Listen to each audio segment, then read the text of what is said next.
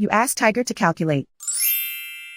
This deals with finding the midpoint between 2 points. The midpoint between the 2 points is 54, -15. Let's solve it step by step. Plot the 2 points and calculate the midpoint using the formula. The coordinates of point 1 are, x1 equals 57, y1 equals -16. The coordinates of point 2 are, x2 equals 51, y2 equals -14. PM represents the midpoint of the 2 points.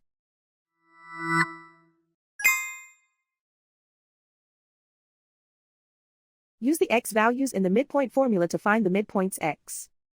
x1 equals 57. x2 equals 51.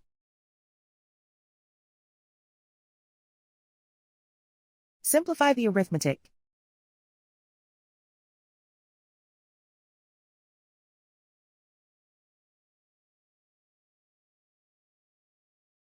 Use the y values in the midpoint formula to find the midpoints y.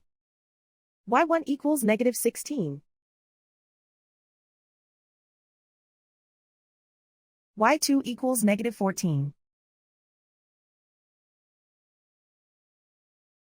Simplify the arithmetic.